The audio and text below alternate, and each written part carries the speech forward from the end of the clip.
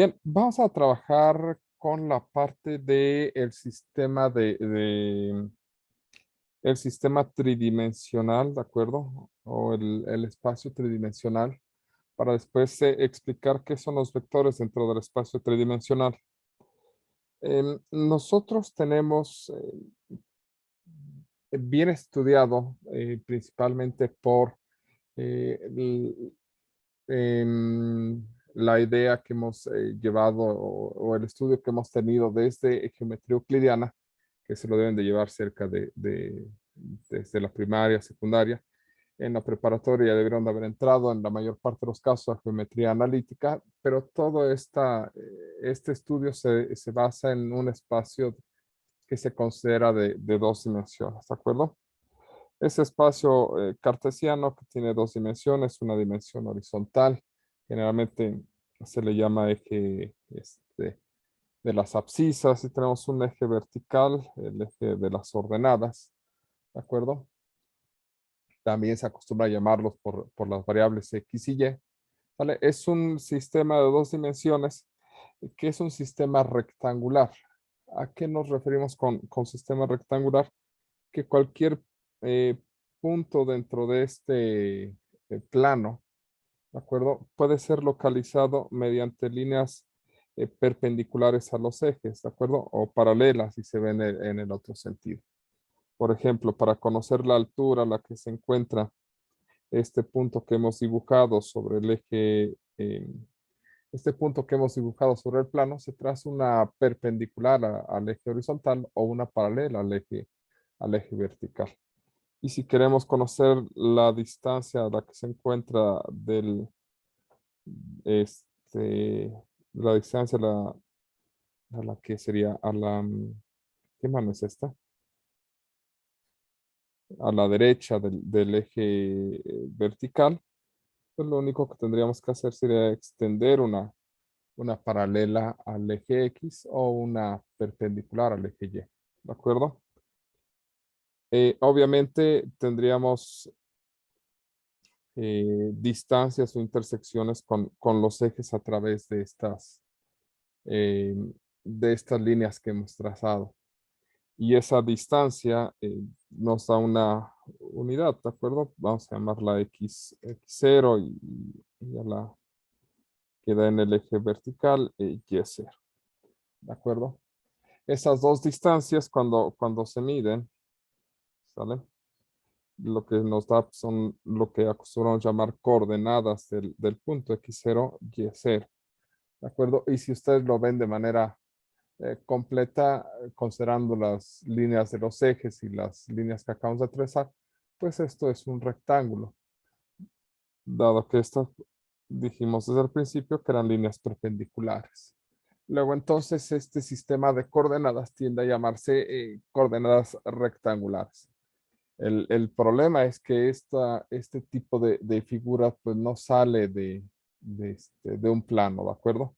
Es decir, necesitamos una superficie completamente plana como el monitor que supongo que están utilizando para ver esta,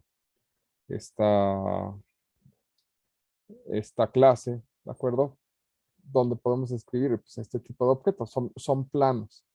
Sin embargo, el espacio en el que nos encontramos sale de las hojas, ¿de acuerdo? El que tengamos objetos que salgan del plano nos manda en nuestra realidad a un sistema espacial, ¿de acuerdo? De tres dimensiones, ¿vale? Donde los objetos podemos considerar que tienen largo, ancho y también un alto, ¿de acuerdo? ¿Vale? O en este caso sería largo, alto y también un ancho o una profundidad, que ese es un eje adicional, ¿sale? La manera que tenemos para representar este eje adicional en un plano, pues sería algo representativo de esta forma, ¿de acuerdo? De hecho, lo que hacemos cuando nosotros vemos imágenes tridimensionales en una pantalla es que hay una ecuación que transforma objetos en tres dimensiones y los proyecta en una superficie de dos, ¿de acuerdo? Pero en la realidad las situaciones que nosotros tenemos que identificar estos espacios basados en estas tres dimensiones: el largo, el alto y la profundidad. En general, nosotros utilizamos el sistema norteamericano de coordenadas, ¿de acuerdo? La cual sale el eje que va a representar la altura, se acostumbra a etiquetar con Z, ¿sale? No con Y, como sería este diagrama, ¿de acuerdo? Por regla de la mano derecha, ¿sale? Si es Z, entonces esta es mi mano derecha. Este tendría que ser X y este Y, ¿de acuerdo? Ahora, en este caso, si nosotros trazáramos un punto en este espacio, un punto arbitrario, ¿vale? Tendríamos que proyectar no solamente la altura hacia el plano X, hacia el plano XY, quedándonos algo así, sino que también se terminaría eh, proyectando hacia la coordenada correspondiente, ¿de acuerdo? Quedándonos algo en este estilo. Lo que se nos forma es un paralelepípedo, ¿vale? El cual nosotros lo vemos como una caja, ¿de acuerdo? Una caja rectangular, que ese es el objeto que tendríamos para describir, pues simplemente la posición del punto del que estamos hablando. Sale con sus coordenadas X0, Y0 y Z0. Eso es lo que sucede básicamente al extender el sistema de coordenadas. Es un sistema de coordenadas también rectangular, porque se dan cuenta este paralelepípedo está formado por caras rectangulares, ¿de acuerdo? Pero ahora el punto, en lugar de ser un par ordenado, es una triada ordenada. X0, Y0, Z0. Que generalmente este es el orden que se acostumbra colocar a un punto en un sistema de tres ejes, ¿de acuerdo? Luego entonces, como para representar un punto dentro de un plano cartesiano, ¿sale? O dentro de una geometría euclidiana, se utilizan dos valores. Se dice que este sistema es de dos dimensiones. En cambio, este que tenemos aquí, como tenemos triadas para representar la posición, estamos en presencia de no dos dimensiones, sino ya de una tercera dimensión. Tres dimensiones. ¿De acuerdo? Entonces ese meme de los Simpson es correcto. ¿Sale? Nada más no salgan diciéndome alto ahí, cerebrito, pero sí, la idea es que vamos a trabajar en tres dimensiones porque es el espacio en el que nos encontramos. Hay que considerar que este es un espacio tridimensional en un sistema de coordenadas rectangulares, que es como lo estamos definiendo. ¿De acuerdo? Entonces, se hacen varias cosas, pero básicamente todas las cosas que hemos trabajado en dos dimensiones, el de escribir funciones, el de escribir lugares geométricos, que hemos aprendido en geometría analítica principalmente, pues se extiende, ¿sale? A tres dimensiones. Por ejemplo, aquí el círculo es la figura de la cual equidistan todos los puntos, ¿de acuerdo? De un punto llamado centro, aquí el concepto se extiende y se transforma en una esfera, ¿de acuerdo? Porque es el conjunto de todos los puntos que equidistan de un punto llamado centro, y al tener una tercera dimensión, pues se extiende esto a una esfera. Luego entonces la primera parte del capítulo pues se trata básicamente de entender el sistema de tres dimensiones, ¿de acuerdo? ¿sale? Los segmentos de recta aquí serían segmentos de planos, ¿sale? Nos hace una referencia de cómo se extiende la expresión de la distancia y de la esfera, ¿sale? Y aquí sí es, nada más quisiera hacer notar que en efecto son extensiones de los conocimientos que ya tenemos. La distancia entre dos puntos en dos dimensiones, ¿sale? Es dado los puntos, el punto 1 con coordenadas x1, y1 y el punto 2 con coordenadas x2, y2, sería x2 menos x1 al cuadrado más y2 menos y1 al cuadrado. En este caso, esta fórmula se obtiene a partir de un teorema de Pitágoras. La extensión a tres dimensiones, pues es algo realmente muy similar. Se vuelve x, x2 menos x1 al cuadrado, más y2 menos y1 al cuadrado, más z2 menos z1 al cuadrado. ¿Sale? Lo único que hicimos fue pues agregarle esta tercera entrada, ¿de acuerdo? De hecho, esta es la norma euclidiana, así se la va a conocer. Y más adelante, cuando trabajemos con vectores, hablemos de su distancia o su magnitud, hablaremos en realidad de la norma euclidiana, que es la extensión de esta fórmula. ¿De acuerdo? La esfera también nos hace la idea de que es una extensión de la circunferencia.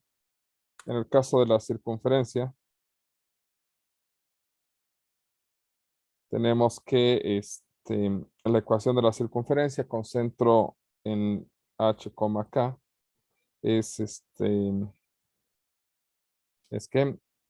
es x menos h al cuadrado más y menos k al cuadrado igual a r cuadrada, donde r es el radio, ¿sale? Y la extensión el centro en h, k. Y aquí, ¿cuál es la tercera? Generalmente esa nunca me la aprendo. Ah, mira, le vienen manejando L, HKL, ABCF, HJKL. Ah, mire, después de la K, sigue la L. Tiene sentido. Pues la extensión de esta fórmula sería x menos h al cuadrado más y menos k al cuadrado más z menos l al cuadrado igual a r cuadrado. Entonces se dan cuenta, nada más hay una extensión de la tercera dimensión en este sentido. Y casi todo lo que vamos a hacer es, vamos a extenderlo simplemente agregando la tercera entrada, teniendo cuidado en aquellos casos en los que no se puede hacer tan fácilmente. ¿De acuerdo? Esa es la idea de trabajar en este sistema de coordenadas. ¿Vale? No hay mucho que hacer o que decir, solamente hay que empezar a trabajar con cómo se describen las cosas y demás. ¿De acuerdo? Y la parte importante que es empezar el trabajo con vectores. ¿De acuerdo? Los vectores en general son objetos dentro de un conjunto, ¿de acuerdo? Y son objetos de estudio. Sin embargo, la forma más simple de trabajar con los vectores es abstraerlos completamente, porque pues en la parte de matemática nosotros tenemos que trabajar el concepto en general. Pero al final del día los vectores simplemente son objetos dentro de un campo vectorial, ¿de acuerdo? Entonces, técnicamente si cumplen con algunas propiedades, cualquier objeto puede ser un vector, ¿vale? O cualquier conjunto de objetos con unas características muy particulares que cumplen algunas propiedades son vectores. Sin embargo, como nosotros, insisto, tenemos que generalizarlo, pues los vamos a tomar los vectores como entradas,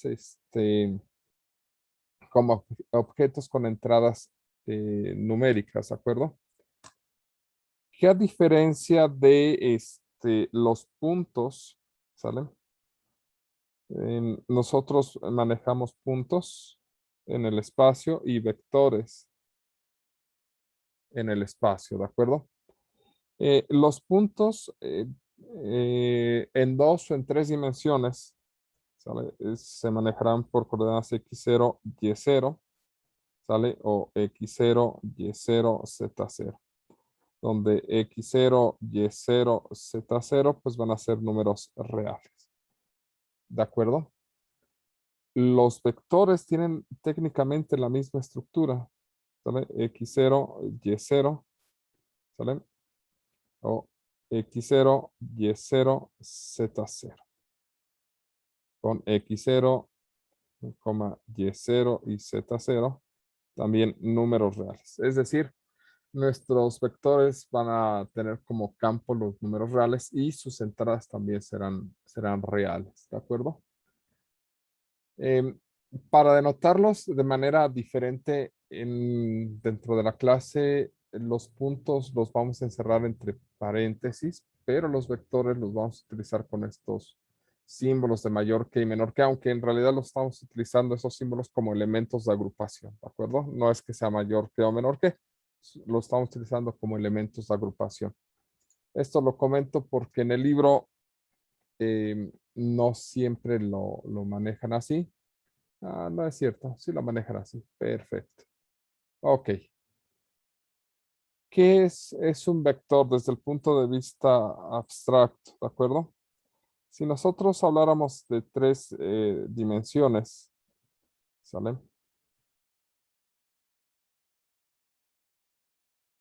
Cuando nosotros trazamos un punto en realidad es de manera exclusiva una posición dentro del espacio, ¿sale? Es decir, podemos poner un punto por aquí y estamos señalando una posición, ¿de acuerdo? Ahí se encuentra algo, ahí hay un objeto o simplemente ahí hay algo que nos interesa, ¿de acuerdo? Sin embargo, el vector es diferente. El vector es un objeto que tiene magnitud, dirección y sentido, ¿de acuerdo? Em, en este caso, los vectores son diferentes a los puntos. Esto es un punto. Los vectores son objetos que siempre van a nacer desde el origen. Todo vector nace del origen. Y les reitero, todo vector nace del origen.